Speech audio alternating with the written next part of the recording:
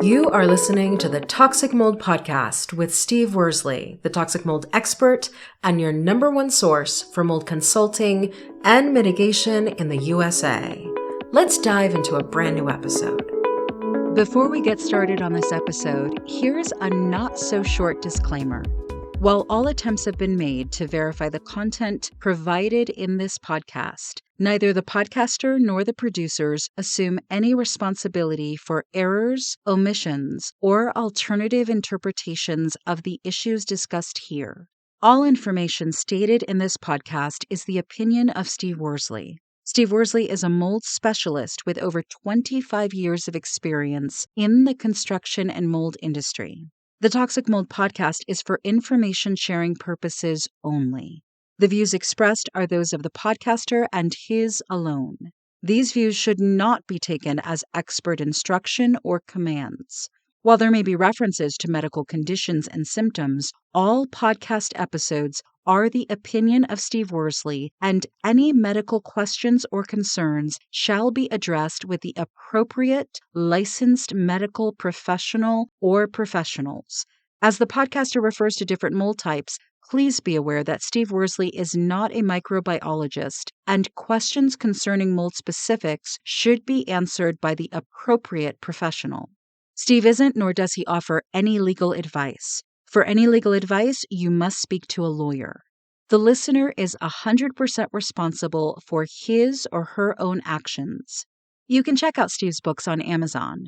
Just go to Amazon and search for author Steve Worsley.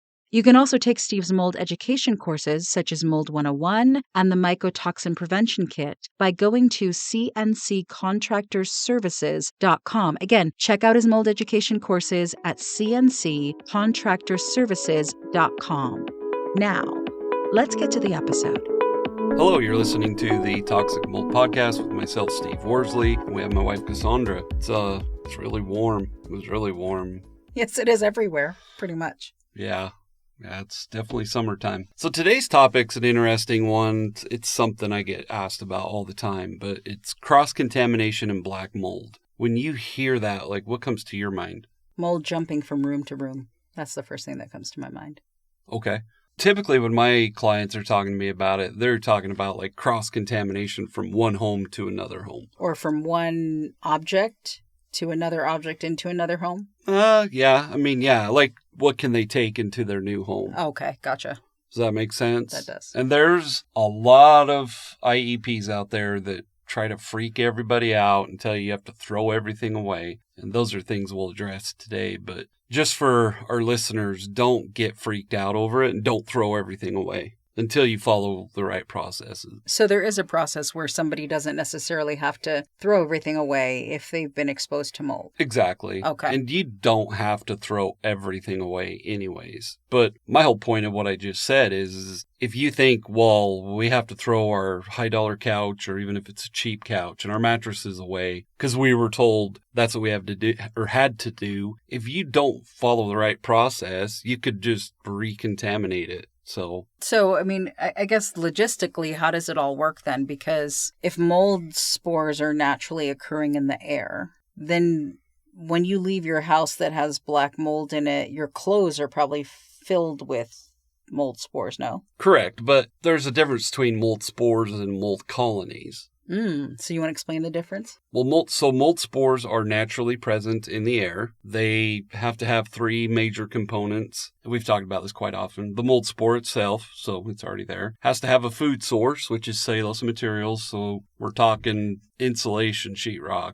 fabric, all sorts of stuff. And then it has to have the humidity or water source, humidity above 60%. Okay. Then it colonizes. So if you think about these spores floating around in the air, something gets wet and they're like, ooh, here's a food source. We're going to start destroying this sheetrock that's wet. Mm-hmm. That's a mold colony, a mold infestation, however you want to word it. Then those mold infestations, obviously, if it's a toxigenic mold, it will create mycotoxins and then those are released into the air. Yeah. So going back to what you brought up, if you're taking mold spores from one home to another, and let's say they're toxigenic mold spores, the mold spore itself is not going to colonize and become viable unless you have a water source for it. Oh, okay. Okay. So then somebody could literally say, we're leaving our home because it has toxic mold. We're going to stay in an Airbnb for a few months, and they can take the clothes that they're wearing into that Airbnb. Well, I want to be clear. Like, there's a process you have to go through. Okay, so that's... So I make it sound like, well, yeah, you could just go move into the Airbnb. As long as there's not a water source or humidity above 60%, you're fine. That's not the right way to look at it. Okay. But on the other hand, yeah, you should wash those clothes. I always recommend taking it, to a laundromat. You could take them to a laundromat and wash them in a washer that's got mold in it. That's why I try to tell my clients, just don't get freaked out about it, because it's mind over matter and it will just sit there and eat at you, if that makes sense. So it's really about having a process of dealing with it, not jumping to the conclusion of throwing everything away. Exactly. Okay. Yep. And so for our listeners, they're probably like, well, Steve, you're kind of contradicting yourself. Like, I want to be clear. Like, we are concerned with cross-contamination, taking one issue from one home into another home. But on the other hand, you don't have to throw everything away. Clothes can be washed. Something like this desk that's right in front of us, it has a finish on it. You can clean this. Whereas something like the stuff we have the soundproof tiles in here, or whatever they're called. Is that what they're called? I think so. Anyhow, it would not be easy to try to clean these. Does that make sense? So if we had a mold problem in here, I wouldn't recommend taking these. The reason I would say it's easy to just throw these away is they're not very expensive. It's easy to replace them. But there are some things that are not easy to replace. Okay, that makes sense. So I know that you've had mold jobs where prior to you coming on site, there was cross-contamination. Yeah, I guess. So some of the things that I'm thinking about, because you said to me, well, what do you think about cross-contamination with those words? I think about things like when somebody hires somebody who may not be as equipped to do a mold job, and they didn't put up the proper containments. And so essentially they handled the visible mold that was originally identified, but because they didn't do the proper containments, they actually contaminated everything Yes. else. Can you speak to that? Because people worry about that. Yeah, and once again, I'm not the right person because I don't traffic in freaking people out and taking advantage of them. For the most part, if you think about it, what's the likeliness of that cross-contamination happening even before that first remediation contractor got there? It's pretty high. Yeah. Now, I'm not saying that the first contractors shouldn't be responsible for it, but on the other hand, the likeliness of the cross-contamination has already happened. So what should people be concerned about when it comes to cross-contamination? Well, one of the biggest concerns, obviously, is taking a mycotoxin or mycotoxins from one home to another home. Okay. But at the end of the day, and I guess my whole point about this whole episode that I want our listeners to understand, there is no reason to get all freaked out. Because if you're going to get that freaked out, what about your mother-in-law or father-in-law that comes to your house all the time and they have mold in their home? Mm-hmm. Like, if you start letting your mind take over, it won't be pretty. Does that make sense? It does, but where is the middle ground? Because I've heard doctors say, oh, mold is not an issue. It's been around for centuries. It's not a big deal. So, I feel like people live on one extreme or the other. They live on the mold's not an issue, whatever. We've lived for centuries as human beings with them. And then I think the other extreme is people are freaked out about everything. Where's the happy medium? Well, I mean, that's just like saying snakes and alligators have been around forever. We shouldn't be worried about them. Well, we are. But that's where, and you have said this to me numerous times, like I almost become a life coach sometimes when I'm doing what I'm doing, especially in discovery calls. But that's where for our listeners, you have to be reasonable. And if you're not, for the rest of your life, you're going to be freaking out over everything, but especially mold and mycotoxins. So you have to find that middle ground of what can I take and what can I not take, which is, mainly the whole point of this episode. And like I said, I don't want our listeners to walk away and say, well, Steve says it's not a big deal. I'm not saying that. Every situation's unique. But on the other hand, if you make it a big deal, it's going to be a big deal. So as an expert in mold, on average, I know every situation is unique, but on average, what kinds of things can a person take into the next home after cleaning it versus things that you'd be like, you probably shouldn't take that at all? Well, we look at several different factors. We look at how porous is it. So let's compare this desk to this wall tile that's, for our listeners, it's just these soundproof wall tiles that are foam. How porous do you think this is compared to this? Oh, well, the foam is way more porous. Exactly. So that's what we look at. Well, then we look at, so if it's not porous, we can clean this. We can HEPA vacuum this in a neutral zone, whether it's in a garage, one of those storage containers, outside, however you want to do it. We can clean this. This can't really be cleaned. Now, let's just say these wall tiles were my great-grandmother's rug, and that's very porous. We would approach that a lot different than we would these wall tiles. Does that make sense? That makes sense. Because one has sentimental value, one doesn't. This is cheap to replace these tiles. So those are things you have to look at. So for our listeners, you personally have to go through and just literally write down all of your personal belongings. Then you've got to look at it and say, can we clean it? Clothes can be cleaned. You can use EC3. People say borax, baking soda. There's all sorts of theories out there. And our listeners know I don't get into that. It's kind of like, what's the best air purifier out there? Have you heard me ever recommend one? No, but I love our air purifier. Exactly. But my point is that, you can clean it however you think is the best way to clean it. I always recommend, if you're doing clothes, to do it in a laundromat. But on the other hand, you could go to a laundromat that's a washer that's infested with mold. So you don't know. But are there certain things? Because, I think the things that come to mind that I think are cross-contamination no's are infant mattresses. No, you don't bring no mattresses. No okay, mattresses. So mattresses out, done. Yeah, there isn't a mattress out there, unless it's literally one of those rubber blow-up mattresses that you can get all the contamination out of. Okay, so mattresses for you don't bring them to the next house. And, okay.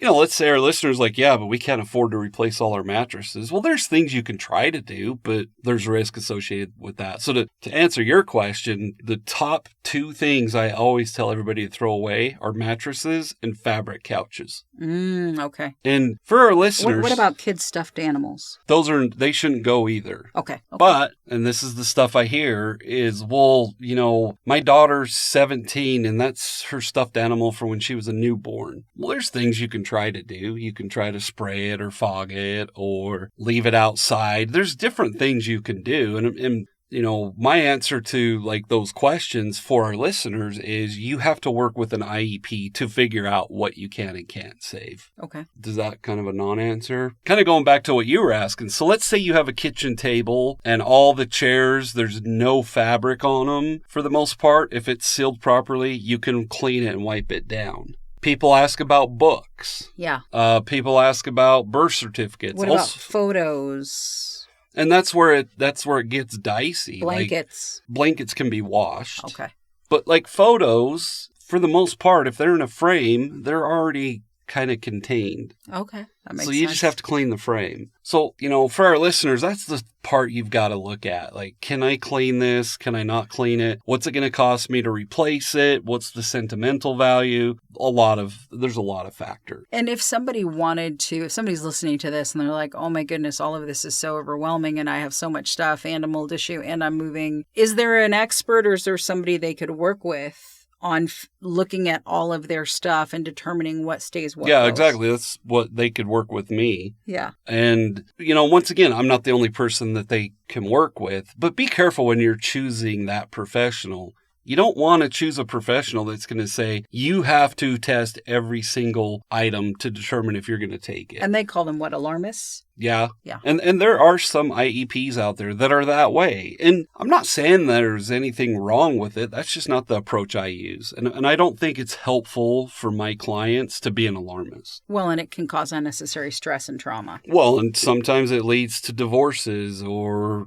depression or anxiety. I mean, the last thing they need is their IEP, just like a doctor, giving them more problems. Yeah. That makes sense. So then let's talk a little bit about mycotoxins, because I think people are starting to understand what mycotoxins are, but they're sort of still lumping it with mold. Can mycotoxins be transferred from place to place? Absolutely. And there are white papers. So for our listeners, when I say white papers, that's like research. That's what doctors, when they write what do doctors write? They publish... peer-reviewed articles. Yeah, it's the same thing. It's called a white paper. And so like when a chemical company, if I'm looking at using their chemicals or a testing method, I ask them like, can you send me all your white papers? And more or less, that's send me all your research that you have. But my whole point is with that is there is some research out there that claims that mycotoxins can be around for centuries. Mm-hmm. I don't know if I quite buy into that. It does make sense. So for our listeners, a mycotoxin, for the most part, it's not alive. It's not viable. So when you hear this kills mycotoxins, I already kind of know they don't know what they're talking about. Yeah. A mycotoxin isn't a live living thing. Mm-hmm. So as far as transferring those, of course you can. But to keep in mind for our listeners, they're not alive. They can't, as far as I know, in the white papers, for the most part, I've never seen a white paper that states that a mycotoxin can reproduce. They cannot reproduce. Yeah. Does that make sense? So, but that would be like taking, and I know it's a weird analogy, but it's like taking sperm and saying it can reproduce. It can't without an egg. That's true. So, but I guess going back to something you've said in previous episodes, the mycotoxin is the venom, like in a snake. Yes, it is it's what the byproduct. Toxic mold, it's the byproduct of the toxic mold. So even though you can take a mycotoxin someplace else, it can't produce itself. It can't reproduce. The toxic mold has to produce the mycotoxin. If you wanted to get down to the nitty-gritty of it and you say, okay, we're going to transfer or cross-contaminate, but I'll just use the word transfer, 100 mold spores from the old house to the new house and 100 mycotoxins, the number of the mold spores can increase because they can reproduce. The number of mycotoxins should never increase because they cannot reproduce. Does that mean you can never have more mycotoxins in the home? No. You could have another mold colony that produces more. But my whole point to our listeners is the mycotoxins by themselves cannot reproduce. Okay. They can't recreate themselves. Exactly. Okay. So then, but you can still take mycotoxins. So exactly. Taking cross-contamination of mycotoxins in general has less of an impact than cross-contamination of mold? No, I don't know if I would say that because people that are sensitive to mold, and this is where I hope our listeners, the takeaway they get from this is cross-contamination is a concern. It's always a concern, and it should be. Mm-hmm. That's like infections when you're having surgery. If you ever notice, like the anesthesiologist always tells you the same things. The doctor always says, this could cause an infection. It could always cause problems, and I want our listeners to understand that. Don't just move from one contaminated home to another one and take everything with you and think you're fine. You're not. Mm-hmm. But on the other hand, don't think that you cannot take anything from one home to another. Exactly. Okay. Does that make sense? That makes sense. So to go back to answering your question, what's more harmful? What's more concerning? Well, you should be concerned about both the mold spores and the mycotoxins. And it depends on the person. I guess that's the whole thing. Like everybody's situation is unique and there is no blanket approach when it comes to mold or mycotoxins. Exactly. For even the whole family. It could be different from person to person in the family. Yeah, and you know this, like, I get lots of people that just reach out with a general question, and I can never answer it without asking them a bunch of questions. Correct. Because every situation's unique. Which is also a good recommendation and point to people that you want to make sure that you're educated. You have the mycotoxin prevention kit. If you don't understand mycotoxins, before you hire anybody, go to cnccontractorservices.com, purchase the mycotoxin prevention kit, educate yourself first, because only if you know what you need to know can you really determine if the person you're hiring is actually focused on personalizing their approach to your unique needs. Exactly. And my clients and listeners already know this. Like, I'm working on the next course that we're trying to get ready for Thinkific, which it's still a ways away, is the mycotoxin prevention kit. But what you're talking about, we have that available. It's just a different format on our website. Yes, you can get it from cnccontractorservices.com. But I think the key thing is because everything is different person to person, even in a household. Yep. You cannot just say, this is how it always goes with cross-contamination. This is what you always throw out. It all will depend. Yeah. Yeah. And it's interesting because I just heard from a previous client had a pretty major issue we've talked about on the podcast. I don't want to correlate the two so that people could put a name with the project, but it in their situation, their son, for the most part, was the first one that started experiencing health symptoms. And it ended up being, he has a twin sister. She was having issues too. Well, the mold we found was in both of their bedrooms. So it's easy to, for one of our listeners, and this is the most common thing I always hear, well, yeah, my husband doesn't think that it's really making anybody sick because I'm the only one that's sick, or it's only our daughter. It's a good point to bring up. We are all affected differently by it. Absolutely. So my call to action for all our listeners, if you get anything out of this episode, just don't be freaked out with cross-contamination. Yes, it's a concern, but don't let it freak you out. No. And it's not good for your mental health to be freaked out and anxiety-driven and depressed and thinking that the world is coming to an end because you have cross-contamination. Exactly. We appreciate all of our listeners. Thanks for listening and have a great week. Thank you for listening to this episode. Are you ready to take control of your environment and protect yourself from harmful mycotoxins? If you said yes to that, check out the Mycotoxin Prevention Kit. This easy-to-follow digital program is delivered straight to your inbox, guiding you through simple steps to reduce your exposure to the harmful byproduct of toxic mold, helping you feel safer and healthier at home. The Mycotoxin Prevention Kit gives you loads of education on mycotoxins for a really affordable price. Get started today by visiting cnccontractorservices.com/mycotoxin prevention kit. That's cnccontractorservices.com/mycotoxin prevention kit.